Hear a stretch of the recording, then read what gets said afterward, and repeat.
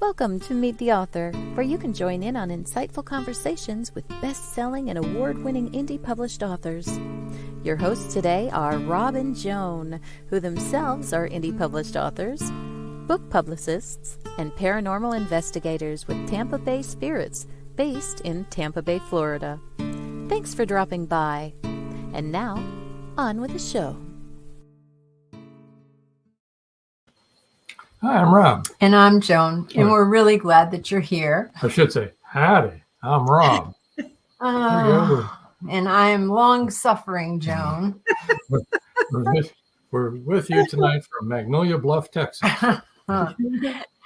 Anyway, we're glad whether you're watching us live tonight on the podcast or if you're listening to the podcast later on or watching the podcast later on, we're really, really happy to have you in our audience. And we just lost you. Oh, my goodness. I don't know what happened. Wait just a minute. There we go. That was fun. We just lost the whole thing. The whole screen went blank. It's like, oh my goodness. Chris Chrisman says, good evening, Rob and Joan. Hi, Good Chris. evening, Chris. We're glad you're in the audience. George Dismukes. I'm here, a nervous wreck, but I'm here. Hello, Hi, everybody. George. And he's a nervous wreck because his dog, Gizmo, is in the animal hospital, and he has a pinched nerve. Yeah, I know. It's awful. It's The terrible. dog has a pinched nerve. Not George, the dog.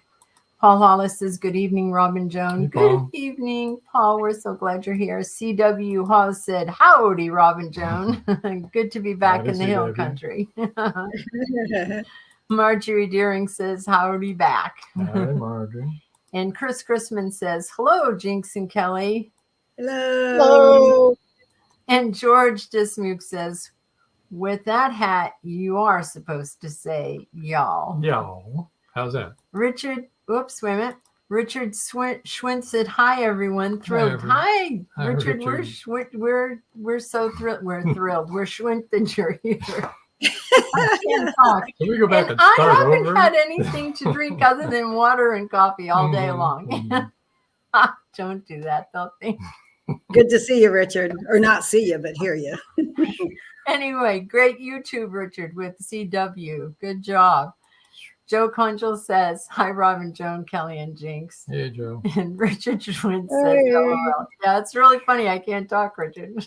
Oh, boy. It Wow. is actually. On with the business. Okay. Episode Rewind. This coming Saturday is episode 104, and that's going to be A.G. Fletcher. It's at 5:30 p.m. right here where you're watching, 5:30 p.m. Eastern time, right here where you're watching this show. Next Wednesday, we've got a pre-recorded new episode because we're going to be traveling, but it's a brand new episode with Joseph Carabas, and we had him on once before. Yeah. I think episode 101, something like that. But he's got a new book out, and we had a lot of fun pre-recording that. Yeah. That's at 7:00 p.m. Eastern time We here in picked the his U.S. brain on how to use a pizza oven. There you go. Next Wednesday, November 15th. Want to remind everybody about the Voice of Indie podcast on Blog Talk Radio. There's a little instruction video at the end of our show that tells you how to get over there. And it's hosted by Beam and Gary. And stay tuned at the end of the show for that. Book World podcast is another one you want to tune into if you're really interested in podcasts about authors, hosted by author C.J. Peterson and Mike Clifton. And you just go to @CJ Peterson on YouTube. Want to mention two brand new releases. Oh, okay. Go ahead. Two brand new releases.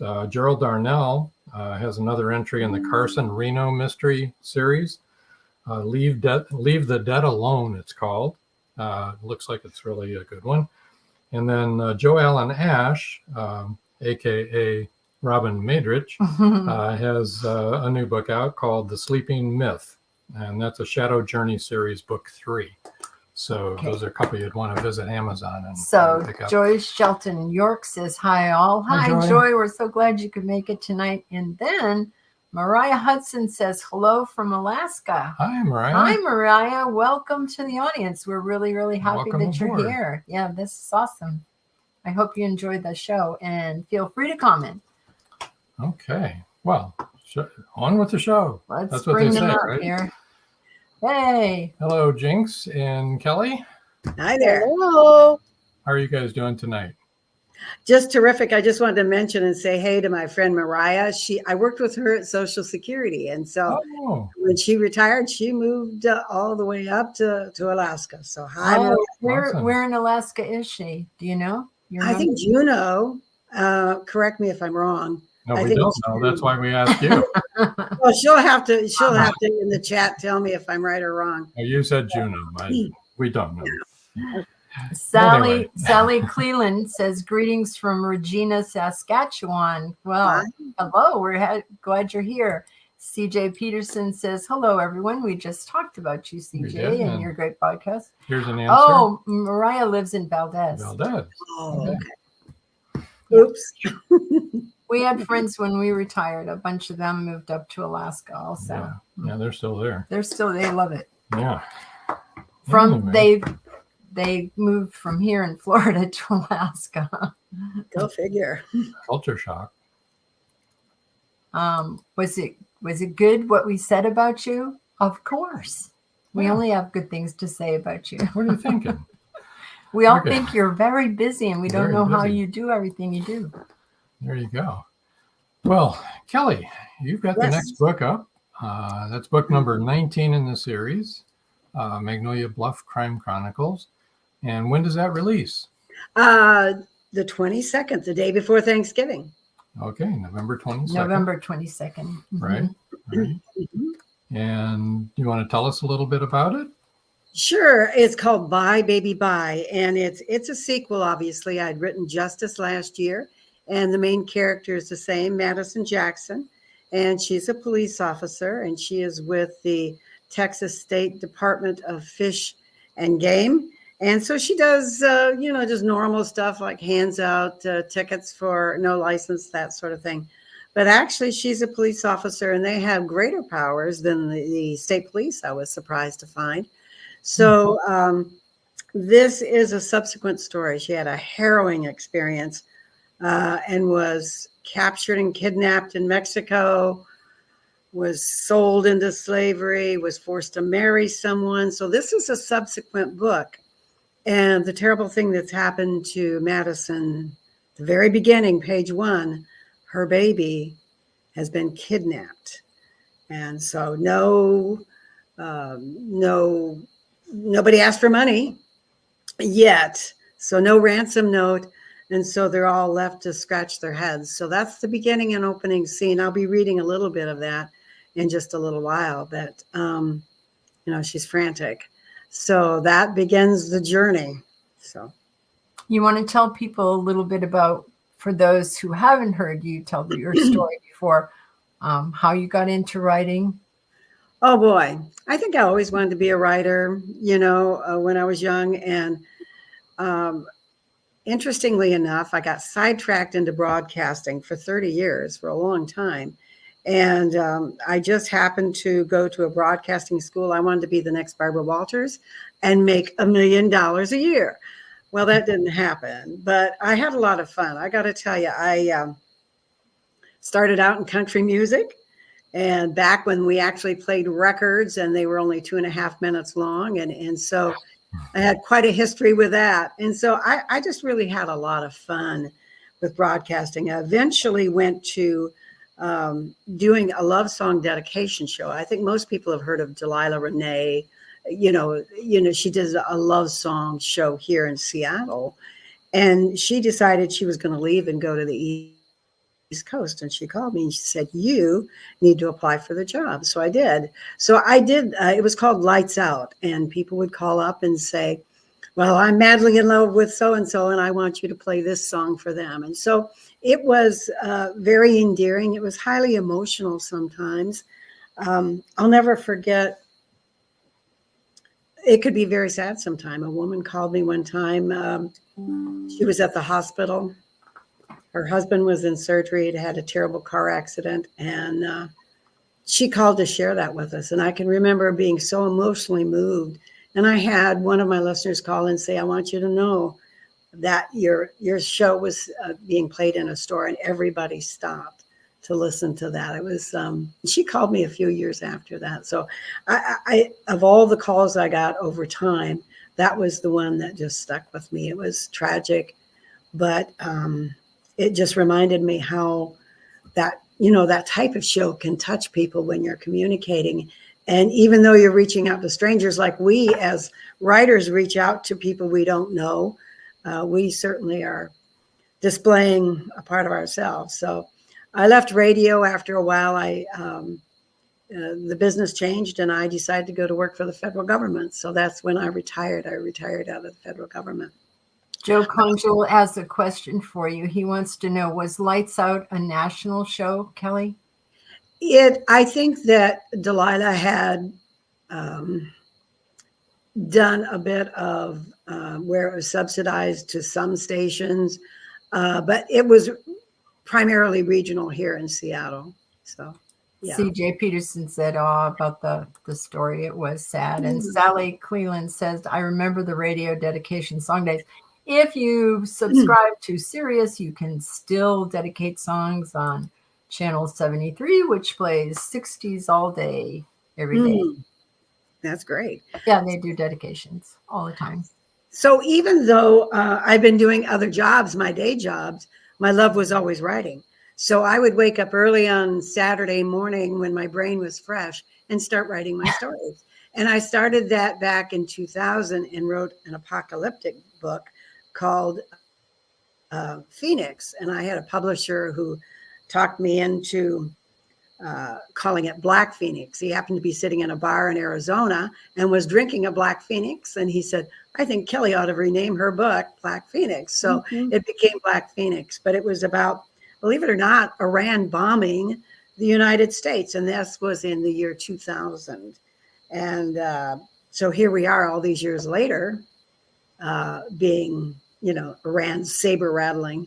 So it's still very relative. And I did go back. I did a lot of research for that book about how the government operates when everything is, like, for example, mail service, you name it, all kinds of things. There's no gasoline. Nobody can go to work, the whole thing. It was interesting. And I updated that book because times had changed. 20 years is a long time. So anyway, I'm kind of hogging the spotlight here, but I love writing. I will tell you, it's a lot of work. It's hard work, and it stretches my brain, and I really like that. Yeah, me too. It stretches my brain, and believe me, my brain needs stretching.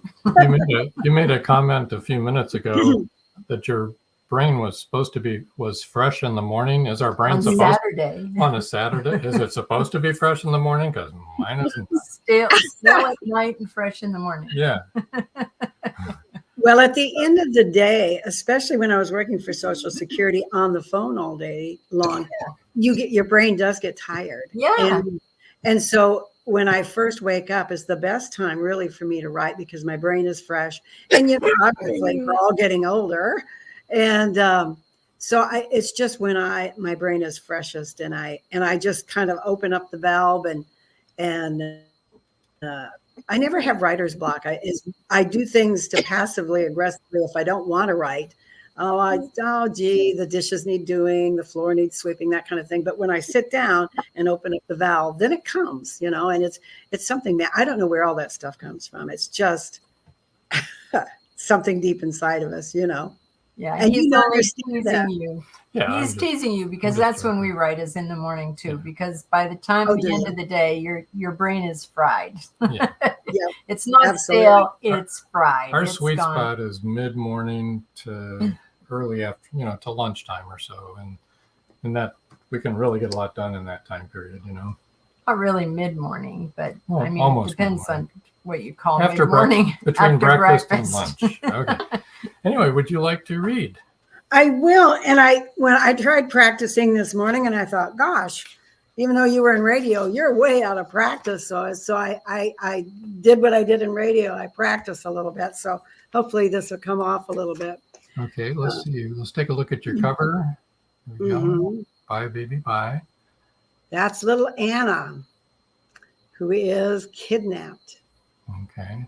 It's actually, that's pretty cool. I like that cover. do too. All right. Just a little bit about our Crispian Thurlberg. What is his last name, Jinx? I don't know, but he's the most amazing cover artist. Mm-hmm. Chris, I don't know. his name is Crispian. Yeah, we know. I can't think of his last name, but he is We can't either. marvelous. They're all good. Here we go. So from Bye Baby Vi, gently closed the door to my room and crept down the hall. My baby Anna had slept through the night. What a gift. She awakens at 2 most mornings and often refuses a bottle. So it isn't hunger that arouses her. I wondered if she had bad dreams, but what kind of nightmares could an infant have? As much as I miss sleeping through the night, I cherish those sweet moments when I'd pick her up and cuddle her while her fussy snuffles quieted as I rocked her back and forth. She smells of formula and baby powder, and her skin is soft as silk. Those gentle moments are a slice of heaven. I turned the knob and eased open the door. I listened for the gentle, but the dark room was eerily silent. My bare foot stepped on a rubber toy.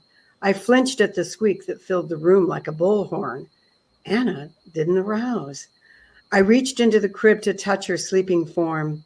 I felt only her fleece blankets. I patted the mattress and my hands still didn't connect with my daughter. Anna, I whispered. My frantic fingers groped the perimeter of the crib. My heart slammed against my rib cage as my louder, insistent voice called her name one more time. I spun around, raced back across the room, and flipped the light switch. Light blinded my vision for a moment. I retraced my steps and gaped at the empty crib. I stupidly repeated her name, Anna, Anna, as if my shrieking would manifest my child. Maybe Dad had her. Had she awakened in the middle of the night and he rocked her to sleep? I hurried out of the nursery, down the hall, into a darkened living room. Dad, Dad! I heard his bedroom door open. Do you have Anna? I shouted. The hall light flipped on, illuminating my dad, hair poking out in all directions, rubbing his barely open eyes. What's this? Anna's not in her crib. Do you have her? His stunned expression told me the terrible answer. I grabbed the back of the couch to steady me. Dad, she's gone. Her crib is empty. Dad spun on his heel and disappeared into his bedroom. I heard him on the phone talking to 911 dispatch. He reappeared. Don't go back to your room, Maddie. The Army's on the way. And I know you know this, but we don't want to disturb any evidence. Do you have socks on? I shook my head no, rounded the sofa and collapsed on the cushions. I just can't sit here, Dad. Jesus. He looked at me with pained eyes, his teeth clenched, his jaw knotted. Let's start there. He crossed himself, dropped his head and said, Jesus, we need you now, right now. Help us find the low-belly son of a bitch who's taken our Anna. The house seemed like a 3-ring circus. Although I knew everyone was doing their job, the hustle and bustle of the forensic team shuffling between the rooms in their paper shoes irritated me. Chief Jagger's battery of questions drove me nuts. I knew he was doing his job, but all I wanted to do was to scream in his face, go find Anna. The kidnapper hadn't left a note. My baby was just gone. The nanny cam had been turned off in her room. If Anna had whimpered or cried, I wouldn't have heard her. How frightened she must have been to wake in a stranger's arms. I'd made my share of enemies as a police officer, but who would have had the guts and the know-how to break into a police officer's house and escape with her child? I could think of only one person, and that individual was currently in prison. Because of his cartel connections, Anna's father and my still legal husband, Jose Miranda, was incarcerated in the nation's most secure facility, Supermax. I peered into Dad's eyes. They registered the fear I felt in my gut. Cartels were known for their ruthless behavior. Public news and police intel were loaded with ghastly stories of the slaying of entire families, including infants, so that the cartels could exact their revenge. Just acknowledging that fact sent my stomach into a pitch and roll. I fled to my personal bathroom. I made it just in time to flip up the toilet lid. After flushing the commode and washing my hands, I dropped the seat, sat down, and cradled my face in my hands. I sobbed until every ounce of energy had drained from my body. Grateful that I didn't have to face everyone, I zombie walked in the dark to my bedroom and fell onto my California King. I began a mantra I'd learned years ago. The simple Om tickled my lips as I repeated the word over and over, but it did the trick. My mind stepped back from the edge of madness. That was very good. Every parent's nightmare. No kidding. Yep. That's the worst. I can't imagine anything like that. And it happens. Oh, yeah. Remember Elizabeth Smart and, the other girls that have been kidnapped? Yeah. That was a happy ending there, but not always. So that begins the journey. So. Okay. Robin Madrish says, very good. Yes, it was very good. Joe Conjal says, your practice paid off. You did a great job reading. Looking forward to reading this story. Yeah, well, thank you very much. And Mariah Hudson says, great story. C.W. Hawes said, good reading, exciting scene. Yeah, very exciting a scene. Joyce Shelton York said, chilling. It is. And Sally Cleland said, And I appreciate those kind comments. Thank you. last name was. yeah, Crispin. CW said that Crispin's last name is Thoroughborn. Thank you. Thank you, CW. I knew it was something like that. Thurgood, whatever. Yeah. Yeah, I Thoroughborn. It's not Thurgood. I have to tell you, he is just first rate. He just comes back with the most wonderful, unique covers. I've, obviously dealt with other people, but he is just the best. And CW found him and is kind of our spokesman with him. And I'm tickled pink with him. How long does it take him to do your covers for you? Not that long. We start early and He's doing ours in February. Yeah. Between February something and April something. And our book is being published in April. So, yeah. I think that CW just sent us He did. He sent us all the list. Mm-hmm.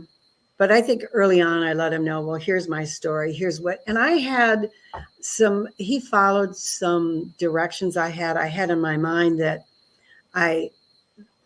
little baby shoes. And so I wanted that as kind of a glyph, you'll put that at the end of your chapters or when you're separating your chapter into two pieces instead of just asterisks. I said, I'd like to have a little glyph. I wasn't even familiar with the word. He used it. So he created these two little baby shoes.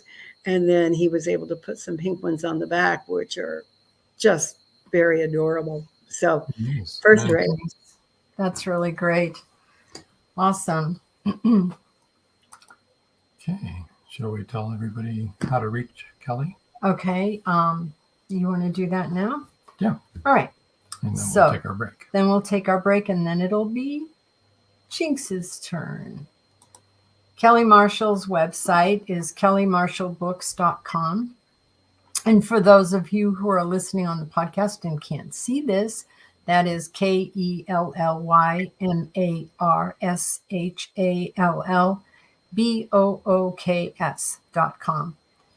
And her email is on her website. You can get to all of her social media links. Right. Right. Mm-hmm. Thank you. And sign up for. Do you have an email list and all that kind of stuff? And then yes. So,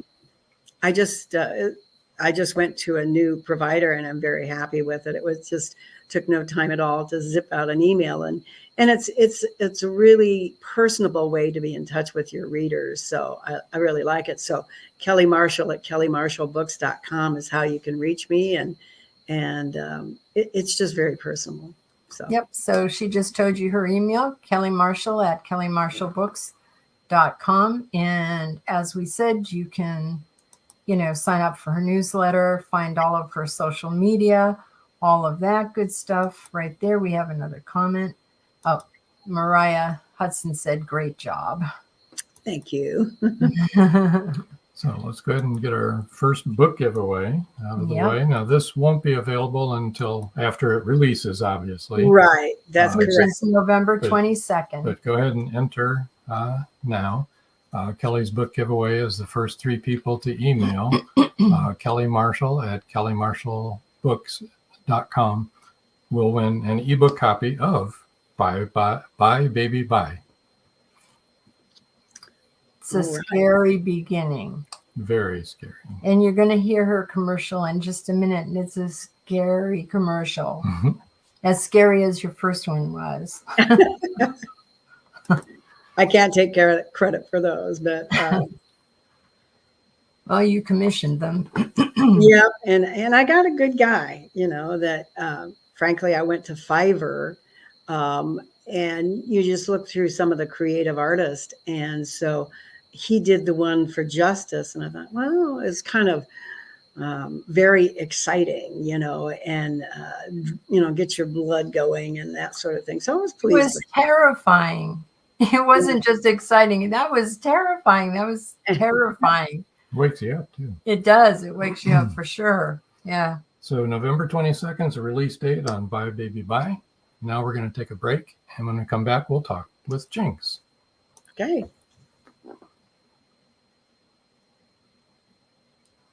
It's every parent's worst nightmare. Police officer Madison Jackson awakes to discover her baby kidnapped from her crib. Was it revenge for someone she arrested or something far more sinister? Madison's estranged husband is incarcerated in Supermax. As the second in command of a deadly Mexican cartel, did he issue the order to abduct their daughter? Bye Baby Bye, from author Kelly Marshall. Get your copy today.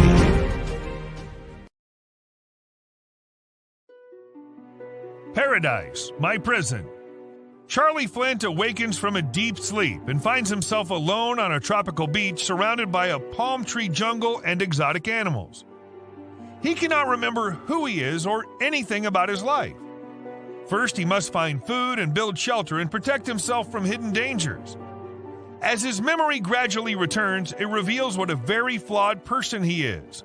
A man who made too many mistakes, made too many enemies.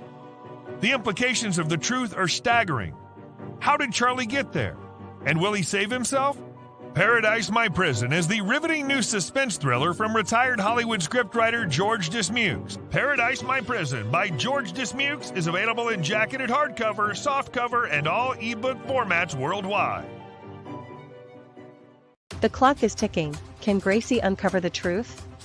Philip Pliant is the wealthy opportunist plastics dealer and CEO of Pliant Industries.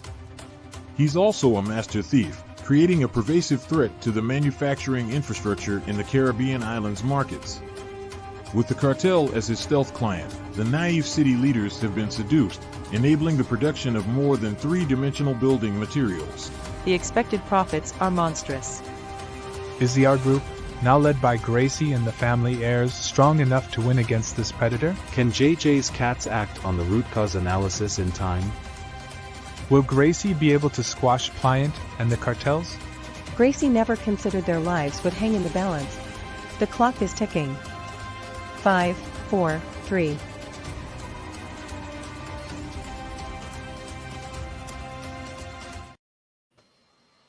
And we're back. Chris Crispin wants to say awesome trailer. It is. It's really good. Well, Kelly, it was great talking with you. Let us spend a few minutes now with Jinx. Hi, Jinx. How are you doing? Oh, I'm doing great today. Am I blipping on your screen? Sometimes you get a little fuzzy. Yeah, I'm watching and I'm kind of like, huh? It's okay. Well, we can see you good And enough, hear I you. think, and hear Okay. you. All right. There you We'll go. just blame the weather. How's that? Robin Madrich said agreed. It was a great trailer. It was. It's a really good trailer, Kelly. So, Jinx, you want to tell us a little bit about what got you into writing and, when you started and all that sort of thing? Well, honestly, I never had aspirations to be a writer. I was working as an engineer all over the world and busy, and just it was just it never entered my mind. I read everything that I could get my hands on, and then I went home to Texas because my husband and I were living in Mexico. Went home to Texas, and a cousin of mine who was a member of the Daughters of the Republic of Texas decided that I was the one who needed to carry on the tradition with all of our family history. And she unloaded a huge box of stuff on me. Which I took back to the boat and sifted through. And here I was. I'm looking at all these documents, and I just can't get it all straight in my mind. Who, where, what, when, So I started making charts. I'm an engineer. That's what we do. So I started making charts. And as I went, I had the family name and when they came to Texas. And then I would put their kids and then all the way down to me and my sister. Well, it turns out that we were one of the first, I guess, 3 families to come to Texas under Spanish rule, at least legal. Yeah, a non-Hispanic, because the reason my ancestors got in, they were Germans, and they had been citizens of Spanish Louisiana. And and so Spain let them immigrate into Texas.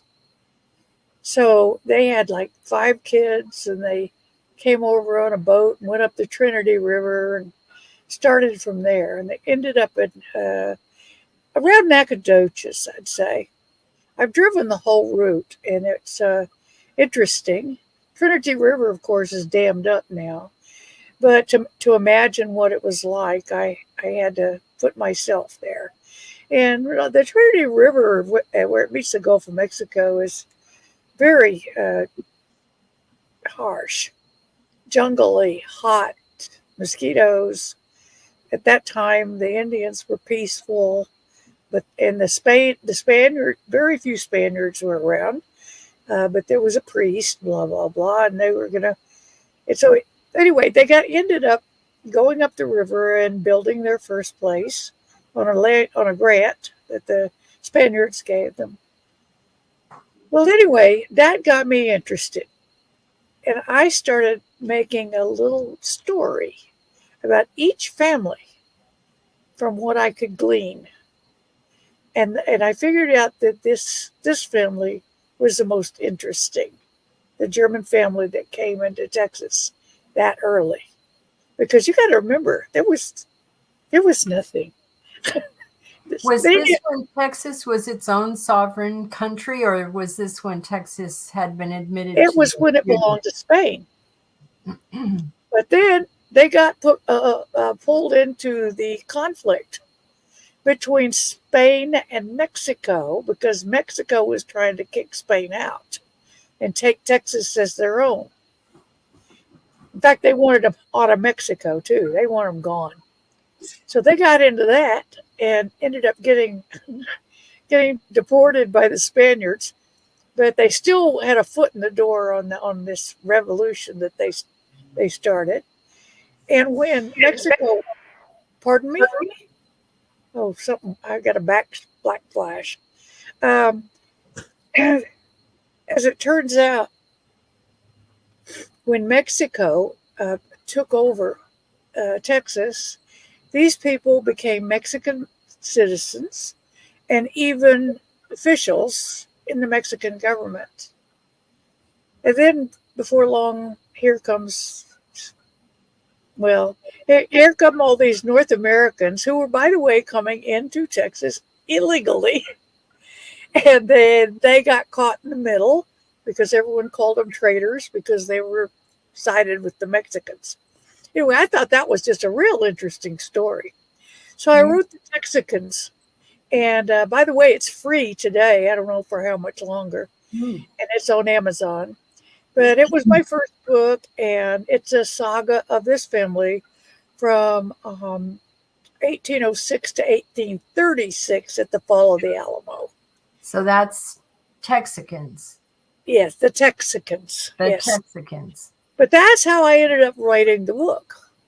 It caught my attention, and I realized that nobody had done it for me. So I wanted to show the younger generation of our family where they came from, because I certainly didn't know. No one ever told me this. I knew some of these people. My great grandmother, she remembered being in Texas when they were having Indian raids. So I just thought they were more what they call the original were borderers. That's really fascinating. Yeah, they were called borderers. And but anyway, that's how I got started writing. And we were living on the boat, and I had time. I never had time during my career to even think about it. Now I had time, and I had a subject, and I had characters. So I put it together. And after that, my husband says, well, why don't you write a book about a couple who comes to Mexico in their boat and gets caught up with the cartels? I said, okay. So I wrote Troubled Sea. And then I wrote 2 more books, one about my life as a kid in Haiti. Wow. And then I wrote, what was the next one I wrote? Before you go on to the next one, Jinx, George Dismukes wants to know, is that book in paperback or ebook? The Texicans. It's in paperback, ebook, and audio. Awesome. And we'll give on Amazon. We'll give our contacts here in a few minutes. And Joe Conjal says, hi, Jinx. Would you share what the key to becoming a USA Today bestselling author is? Was there a specific path you took to get there? Yes. I wrote a book, especially for a group. They were actually romance writers. And it was called Love Under Fire. And I wrote a story about a couple who meets in Baja under stressful stuff and ends up coming back and getting across the border. Now, the key to all of these stories coming together was my first of my series, the Head of Coffee series. And I just published number 15. And I had this group that I was with for Baja Getaway, the one I'm having trouble with Amazon now with. Yeah. Baja Getaway was what they were after. They wanted that. They were going after the prize. And we all contributed money and contacts and work. And we got it. We made this list. So that was how I got on that. Interesting. So go look for me. I'm there. And so I thought, oh, good. I got an award. And then I won a couple other awards from different places, but that wasn't what I was writing for. Anyway. Sally Cleland said she loves the personal historical story, the Texicans. She really likes that whole idea. I agree. And George Dismukes says, I got to have it. He has to have that book. Okay. Oh, hey, it's free. Good. Go quick. Go quick. Go right in, George.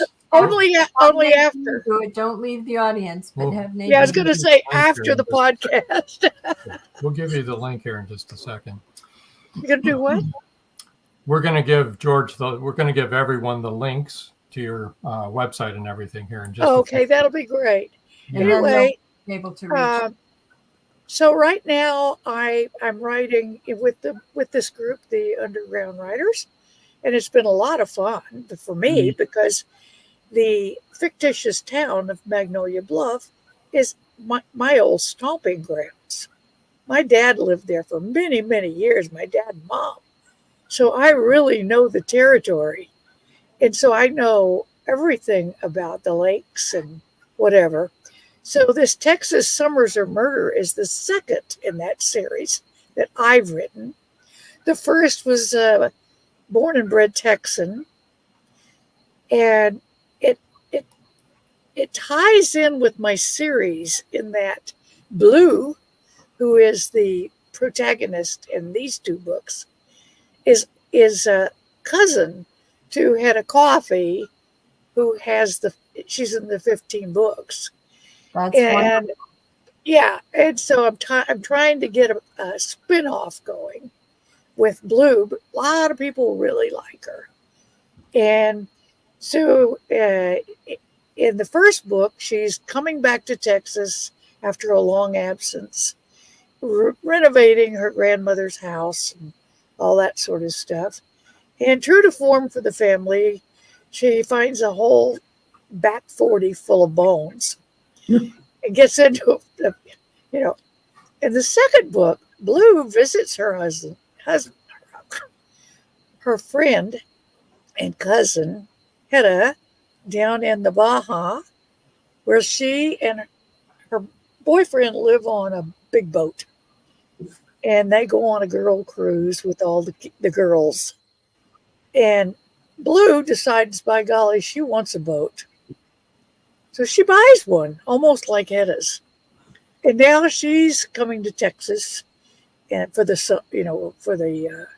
summer, which, everyone says, you're going to Texas in the summer? And that's kind of my opening line. Is, nobody goes to Texas. We did it. We did it this past summer. We know exactly what you're talking about. So, those are wise words. I'm a 9th generation Texan. I know better than to be here in the summer. We left the Florida summer to go to the Texas summer. What? Yeah, right. Oh, So, right now, let me tell you that Richard Schwinn said, great cover, Jinx. okay. On your second one. Oh, I'm starting to read it. I'm still looking at the camera up here. Oh, yeah, I see it. Thank you. Yeah. That was done by Christian. And George Dismuke says, I have just ordered the Kindle version of the Texicans. Well, goody. Thank you. And Sally Cleland said, I could handle some Texas heat right now. We already have snow. We already have snow here. Oh, that's why we all live in Texas and Florida and places like that. We're cooling down. And so that's why I'm back. I usually don't return from Colorado until the 1st of November, because that's when it starts cooling down. Okay, so anyway, I'm sitting here writing my little heart out. Go ahead. We're going to take our quick break here, our last break. When we come back, we can finish your thought here and also tell everybody where to reach you and have your book giveaway. Yeah, certainly. So everybody stay tuned. We got a lot more to come. It's 1919, and Eric Laska returns from the war in Europe. 2 new enemies await him in the small coal mining town he calls home. One is a threat to his relationship with Rebecca, the love of his life. The other, a bloodthirsty beast, is stalking the mining town residents. The townspeople suspect Eric of one of the killings. An old man and Rebecca's 11-year-old sister have seen the beast, but only Eric believes their story. To protect the town and clear his name, he's forced to prove the werewolf exists. Available on Amazon. The Horror Within by Marjorie Swift Doring. Many secrets are hidden within the darkness of the jungle. Behold, this one about a man, a woman, a black jaguar, and an ancient Maya legend. Two Faces of the Jaguar is a novel by George Dismukes that will take you deep into the jungle and capture your imagination until the last word. Two Faces of the Jaguar is book 1 of a trilogy. Two Faces of the Jaguar, where only the adventurous dare to read. Two Faces of the Jaguar, The Lost City, and The Jaguar's Quest are available on Amazon.com, Barnes & Noble, and many other bookseller websites.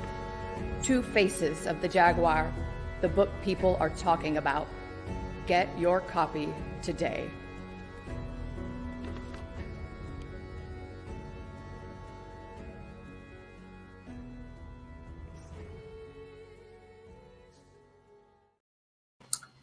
Okay, so Jinx's website is jinxschwartz.com. That's for those of you that are just listening and not watching the vodcast.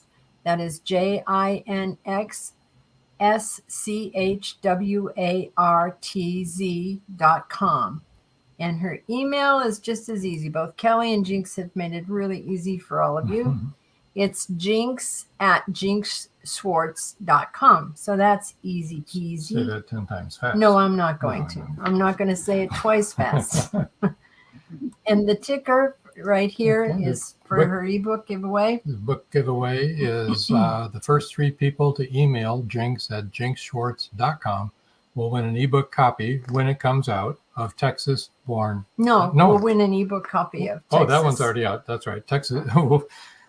Win an ebook copy of Texas Born and Bred, because that'll give you the background for the latest one that's going to be coming out in December. What is your release date? December 20th. 20th. Okay. I did want to mention, though, to please put in the header, Meet the Author podcast in the subject line, so that Jinx knows that, you're getting a free copy because you were watching or listening to the podcast. We have another comment here. Oh, Connie Cleary. She's saying hello. Everyone's sorry I'm late. We were wondering where you were. Yeah, we were. we were going to send out the troops to find you. And George Dismukes is telling 60s predicted for San Leon by Friday. San Leon, Texas. Yeah. Yeah, we're going to be 70s high, and that's very chilly. Quite frankly. It is. Joe Conjo will tell you that I have sweaters on when it's like that. Cold. Oh, but I love that cover that you have for the second one. That is really cool. And I like the title. That was very clever, Jinx. Thank you. I wrote it several ways and came up with that one. And I always put them on Amazon and see if there's another one, but there isn't. I thought, what? Nobody's done that? No, wow. Perfect. Yeah. It's hard to find a title that isn't already on there. That's right. It's really it sure is. It is. So do you remember what you were saying when we rudely interrupted you to have a commercial break? Oh, I just said I'm working I'm writing and getting this book turned out. And I just don't know when y'all have time to make all those great commercials. Because I turn out 2 books a year and I'm like under the gun all the time. I'm a one-woman show, so I need a clone. Anyway, my best friend says, oh no, not 2 of you. Joe Conjal said it was 81 degrees in Charlotte today. Yeah, I know. It's so hot all the time. It was supposed to be 80 here, but with the breeze blowing off the ocean, I never had to turn on the AC. Oh. And right now it's probably down in the high 60s. We did. So that's not bad. And we got a cool down tomorrow, so that's cool. Yeah, we're mid 80s today. Robin Madridge says, Joe, it was 49 for high in Pennsylvania. Oh, well, I guess that's why we're going there in the summer, Robin. Unless you can afford to move to San Diego, that's what you're going to have to put up with. Yeah, but Richard's going to win the prize here. Richard, wait a minute. Chris Chrisman says 62 in the Midwest, but here's the prize winner. Richard Schwint says we're expecting freezing rain followed by snow. Yeah. No, Anyway, I don't really have all that much to say other than the books I write, I enjoy writing. Of course, I want to burn them right about the time they're almost over. And the third edit, I start tearing out my hair and screaming at my computer. But I'll get there. You're sick of the book. You're like. And my friends all say, where have you been? And I said, where I've been. Locked up in my RV writing. And Connie Cleary said it's mid-50s today in Northeast Ohio. And Joe Condell said that's why I moved from Syracuse. Yeah, Syracuse is just warm. Winter most Warm days. and beautiful. Yeah, Balmy. we did Yeah, some time in Ithaca. So Oh, I don't and know. Marjorie Daring's 41 from where she's watching in Wisconsin, predicting colder temperatures tomorrow. Oh, no, not for me. I guess it's almost winter, guys. Yeah. Yeah. Well, I the Texans like are already winter. digging out their long johns. Oh, we have long johns for when it's that cold here. And socks with their flip-flops. We're going camping this week, and I'm going to bring some heavy-duty stuff and some shorts because it'll be really cold in the morning and at night. And it's You going to never be know here. Yeah. I've changed clothes 4 times a day. You know, it's just like it changes. I have a gazebo outside, and I like to go out there and have coffee. And I had to wear long pants this morning. So It's really fascinating how you got started in writing. I mean, because almost all of us say we've, always wanted to write. But you said what we all say too. You were a voracious reader. You read everything. I used to say I would read a toothpaste tube if there was nothing else. Oh yeah, I got locked. I got into a hotel in El Paso one time, and I realized I didn't have anything to read, and I panicked. But luckily, there was a Bible in the drawer. So, Thank you, Gideons. Yeah, right. I mean, right there. Mm-hmm. I've been known to read phone books. Oh, I know. I'm on the same way. And that's why it probably was so easy for you to go right into writing once Maybe your brain so, got because intrigued with the story. I knew what I liked. Of course, that's changed. But I knew what I liked and the type of book I like to read, which is snappy. I think it was one of the big writers, mystery writer. He's a noir, I think it was. Anyway, he said, "What you want to see on a book page is lots of white, lots of white. Don't keep people talking, keep things moving." And I like to do that, and my readers do like that. Cool. It's not going to win a Pulitzer Prize, but So you guys, you're going to be in the 2024 series of Magnolia BLUFF, right, Kelly? You too? Yes. November next year. You're November. December next year. Again, right? We're going to be April. Right? So okay. We got 12 more books coming out, right? 11 more books anyway, 11 or 12. Uh-huh. Yeah, I think so. Next year. So we're at book number 20 right now on the series. Anybody that hasn't gotten in there, you go to Amazon and look up Magnolia BLUFF Crime Chronicles series and go to the series page. They're all listed there in chronological order, 1 through 20. We have them all. 18 or 19 and 20 I don't think are listed yet, but as they come out they will be. But I think it's 1 through 18 is all listed on there.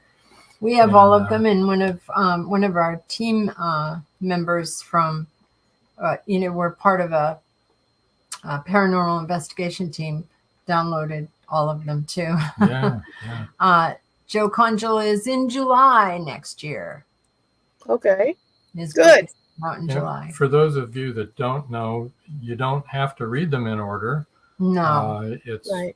Might be easier to keep track of them if you do, but they're not order, specific. You'll have the major characters in there in the right, the whole time. Though if one of us is writing about somebody that there's been a change in their life, you might find out something ahead of time if you don't read them in order. Yeah. So I recommend an order, but that's just the way I like to read series. So, but you don't absolutely have to. Yeah, because I haven't read them in order. Right. I've been jumping around all over the place. But it's a fun series. It's an amazing concept, and yes, we're really honored to be part of it. Yeah. I like it because you can draw from other authors' books and try to continue some of the story with some of the same characters without stepping on their plot or anything. Mm-hmm. Right. Mm-hmm. And it's interesting that way. Yeah, it's really great to see all the different perspectives of a town. Yeah, I'm pulling back a couple of characters that haven't been talked about in a while. Oh, So, that's great. Yeah. Everyone will be relieved to know that they're okay. Yeah. Yes, they're all alive and well. I don't kill anybody off unless I check with everybody. Busy with their lives in Magnolia Bluff. Yeah. I do have to say that happened to me once. I was writing about a character, and I passed it on to CW, I believe it was, just to, you get feedback from other people. He said, Kelly, she's dead.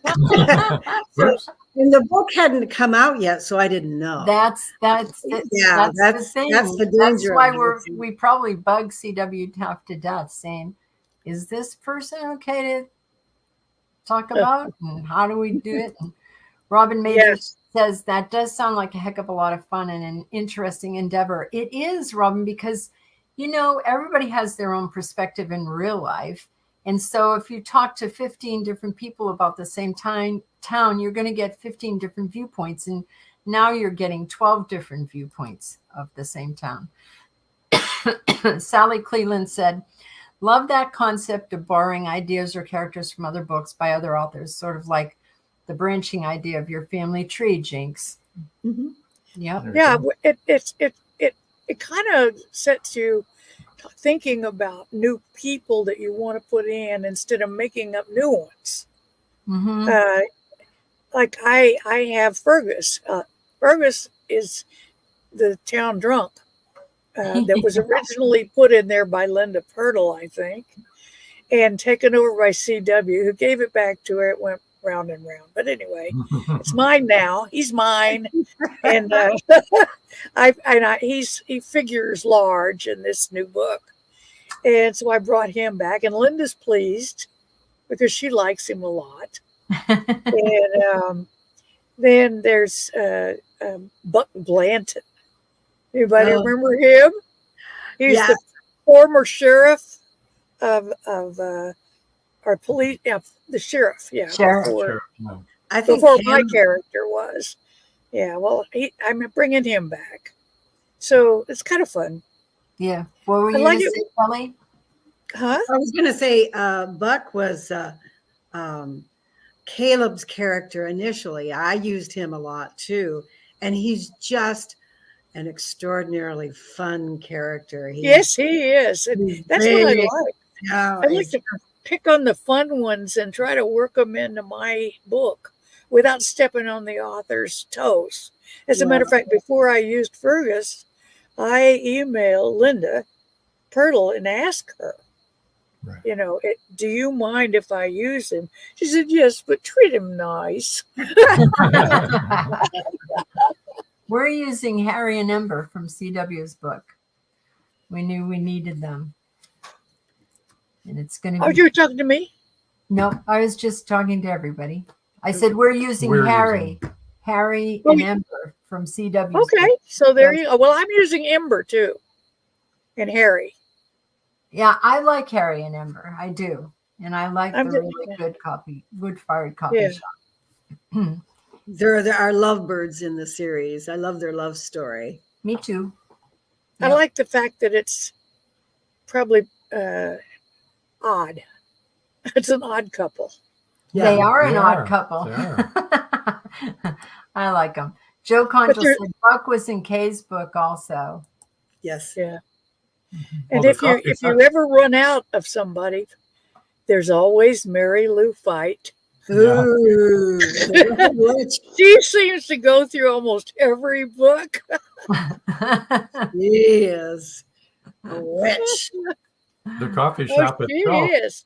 The coffee shop itself is odd because it's such a high and upscale thing for such a small town. Well, and Harry has a mysterious background. He does. Right. He does. Very mysterious. Yeah. Nobody's come. I didn't try to solve it. Yeah. Yeah. But there's a little bit of, I don't know what it is, but I think we're all getting into, at first it was a little, we didn't know what to do with other people's, but now we're all getting sort of into the swing of it. And we can see the flow as we pick up a character from here and there and write them back in so they're not forgotten. And you leave them there for somebody else to use. There you go. Yeah, you don't kill them off. I know. Wasn't it? Was it CW that you killed off or he killed off yours, Kelly, or you killed off his? No, I had a character that I think Linda maybe killed her in her book, and I didn't know about it because I don't think it had been published yet. And when I'm writing and I send it off to CW, he says, we got a problem. Yeah, that was it. Yeah, I remember. That's when we started telling people who we were using so that we didn't have a mix-up there. Yeah, I think continuity is going to be the answer to the success of this book group. Joe Conjal said, I think the coffee shop has been in everyone's book. Yes. And we're using new coffee. Well, the whole thing is, if you live in Magnolia Bluff, you go there. Yeah. This is very, very Richie Rich coffee that we're putting in there. Sally Cleland said, can you tell the story of how Underground Author Group got started and who created the first main characters? And before you do that, either one of you can take that. Robin Madrich says, it's like professional fan fiction. Very cool. Richard Schwint said, the dead characters can be found at the bottom of the reservoir. I think you don't want to drink from that reservoir or go swimming in there. Yeah. Wasn't it Caleb that started it or put it together?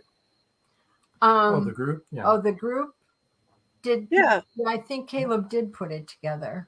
I think so too, because I had met him in Mexico at a book thing. And then all of a sudden, out of a clear blue sky, I hear from him and asked if I'd be interested.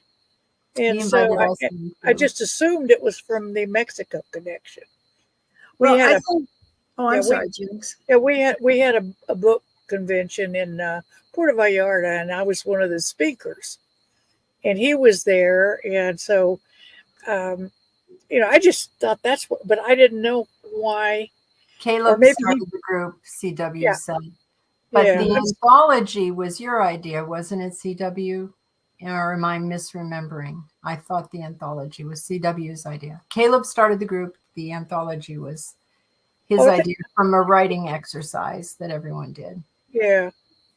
I don't remember. Yeah. CW, I think we had so much fun.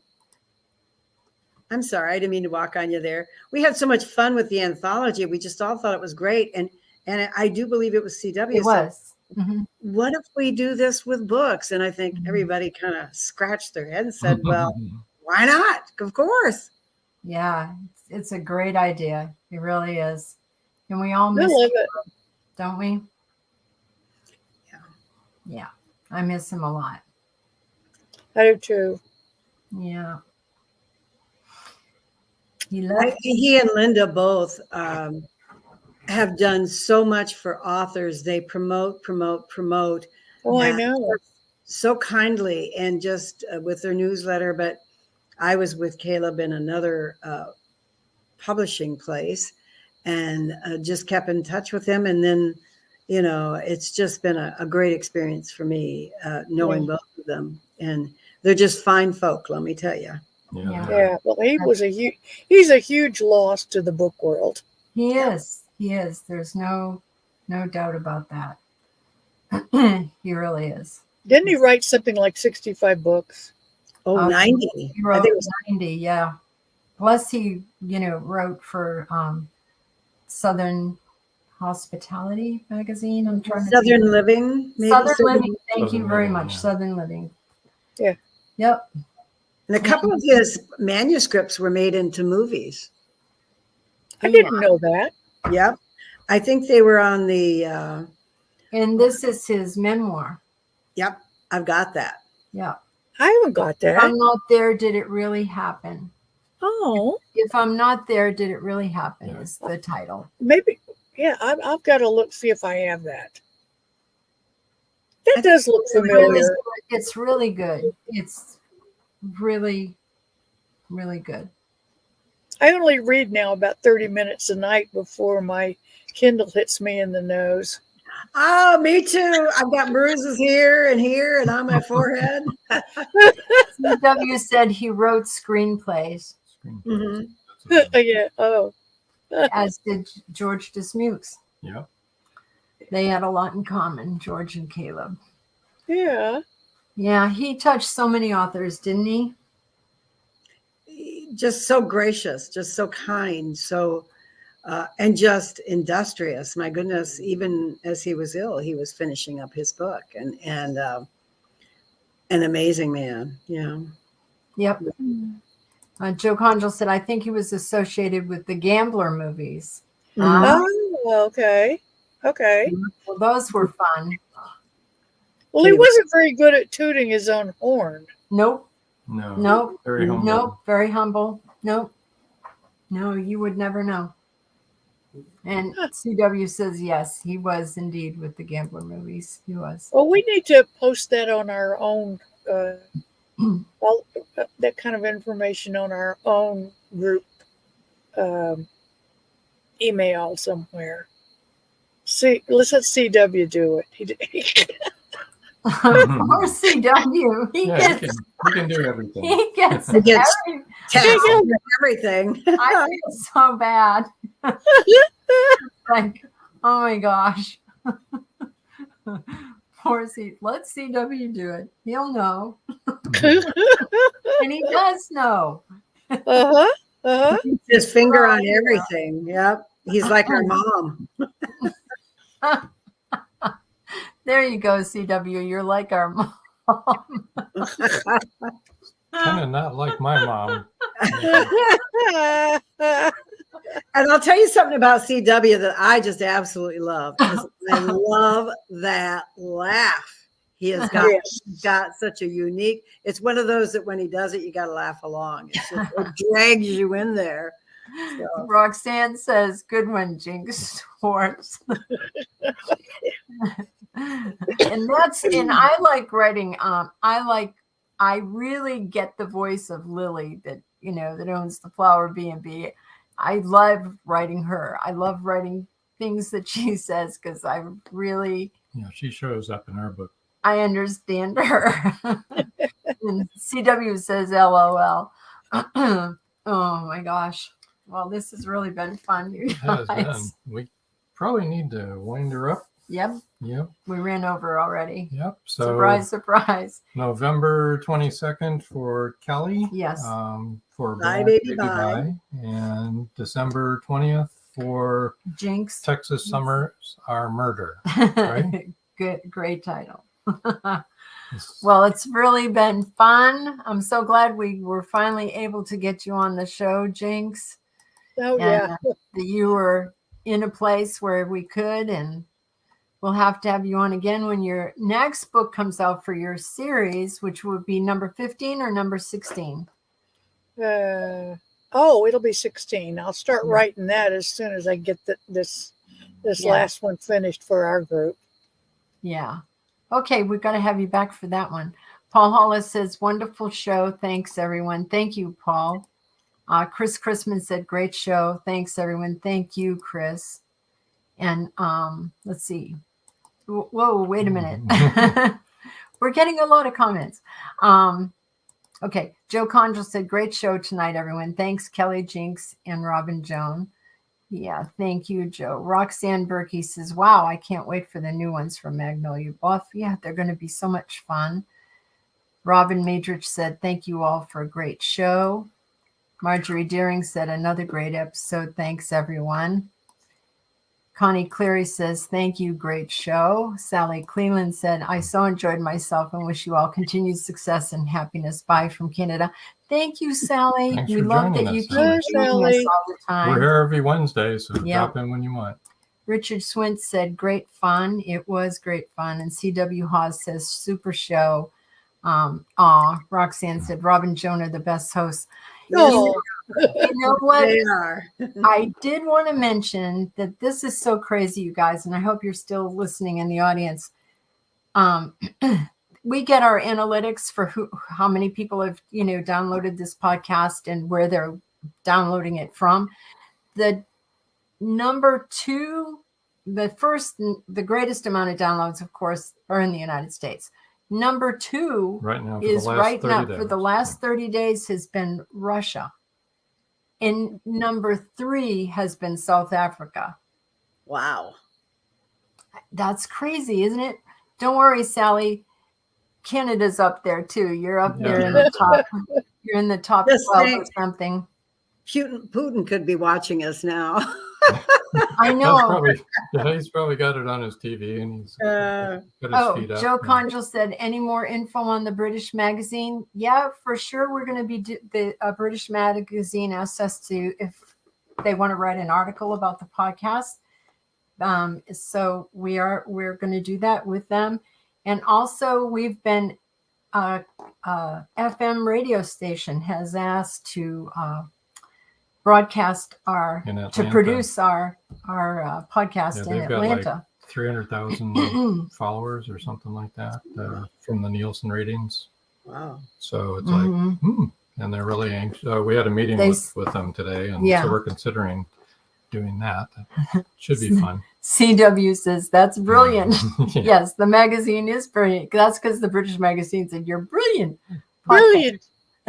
Roxanne said, Joan, did you cut your hair? It looks lovely. Thank you. I chopped off 12 inches. Yeah. Oh my God. I like it. Thank you. Wow. Connie Clary says, nice. Yeah.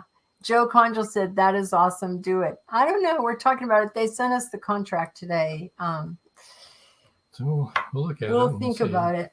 We're still going to do it this format, and here you'll still be able to see it. We talked to them about that. You'll still see us on Facebook, and you'll still be able to comment. We said our show isn't a show without our audience and the audience commenting. So, but then from there, they would like to, after we've been on there for a while, they would like to syndicate it. So. I don't know. We'll see. We'll see what happens. See what happens. Yeah.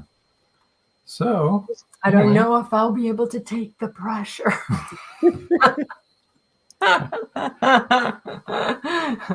I'm like, mistakes and all, you want us like we are? They said, yeah. I said, have you listened to the show? There you go. Joe can listen to it when he goes to the Braves game. So listen to it in Atlanta. There you go. Yeah.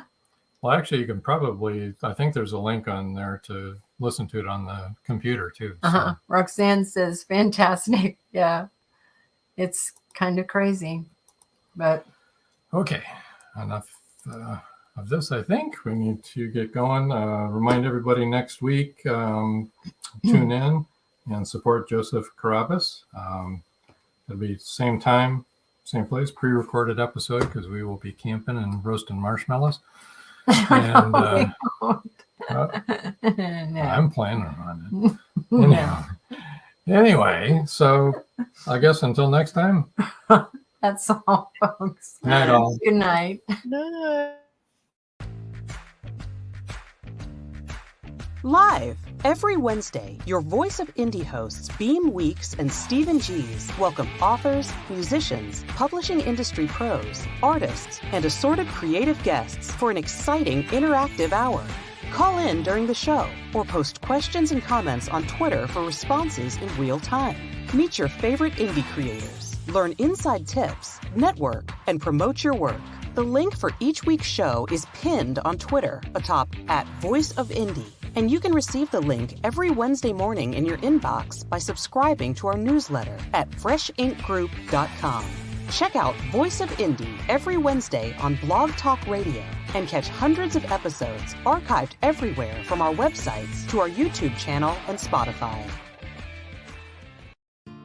Thank you for joining us here on Meet the Author. Make sure you stay up to date with our show by clicking like, follow, and share. And you can find us on Spotify, iTunes, and more. See you next time. on WLFE-DV.com.